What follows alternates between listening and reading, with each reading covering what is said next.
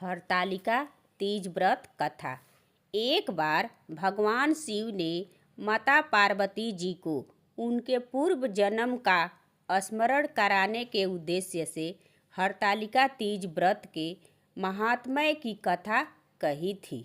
भगवान शंकर जी ने माता पार्वती जी से एक बार कहा कि जब तुमने हिमालय पर्वत पर जाकर गंगा के किनारे मुझे पति के रूप में प्राप्त करने के लिए कठिन तपस्या की थी, उसी घोर तपस्या के समय नारद जी हिमालय पर्वत पर जाकर गंगा किनारे मुझे पति रूप में प्राप्त करने के लिए कठिन तपस्या की थी और उसी घोर तपस्या के समय नारद जी हिमालय के पास गए थे तथा कहा कि विष्णु भगवान आपकी कन्या के साथ विवाह करना चाहते हैं।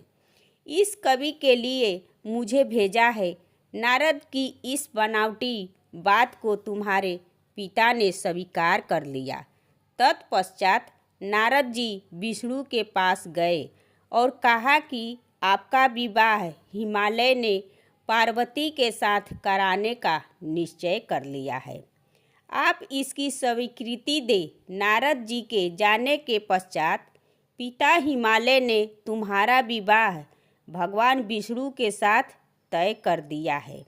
यह जानकर तुम्हें अत्यंत दुख हुआ और तुम जोर जोर से विलाप करने लगी। एक सखी के साथ विलाप के कारण पूछने पर तुमने सारा वृत्तांत कह सुनाया कि मैं भगवान शंकर के साथ विवाह करने के लिए घोर तपस्या कर रही थी। उधर हमारे पिता भगवान विष्णु के साथ संबंध तय करना चाहते थे। मेरी कुछ सहायता करो, अन्यथा मैं प्राण त्याग दूंगी। सखी ने सांत्वना देते हुए कहा कि मैं तुम्हें ऐसे वन में ले चलूँगी कि तुम्हारे पिता को पता न चलेगा। इस प्रकार तुम सखी संपत्ति से घने जंगल में गई। इधर तुम्हारे पिता ने हिमालय के घर में इधर उधर खोजने पर जब तुम्हें न पाया तो बहुत चिंतित हुए, क्योंकि नारद से विष्णु के साथ विवाह करने की बात वो मान गए थे।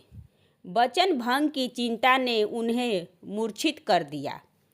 तब यह तथ्य जानकर तुम्हारी खोज में लग गए। इधर सिख सहित तुम सरिता नदी की एक गुफा में मेरे नाम की तपस्या कर रही थी।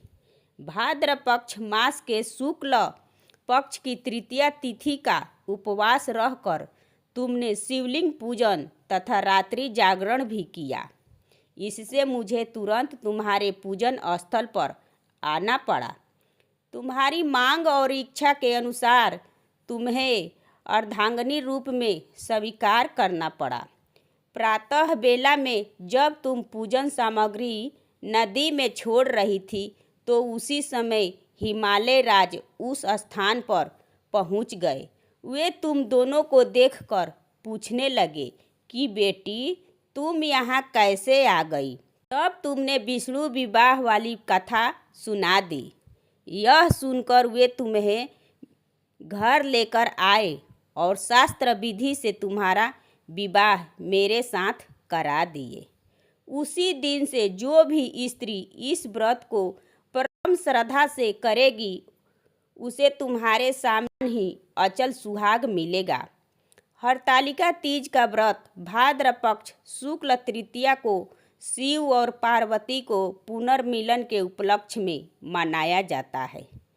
ऐसी मान्यता है कि माँ पार्वती ने 107 जन्म ली थी कल्याणकारी भगवान शिव को पति के रूप में पाने के लिए।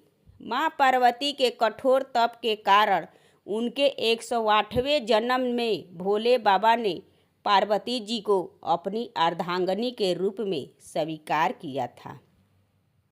हरतालिका तीज का व्रत को करने से माँ पार्वती प्रसन्न होकर पतियों को लंबी उम्र का आशीर्वाद दी। उसी समय से ये हरतालिका तीज का व्रत सभी स्त्रियां अपने पतियों को लंबी उम्र के लिए मनाने लगी। दोस्तों, ये थी तीज व्रत का कथा। ये कथा आपको कैसी लगी कमेंट करें और मेरे चैनल को सब्सक्राइब करें एवं वीडियो को लाइक करें, ज़्यादा से ज़्यादा शेयर करें। धन्यवाद।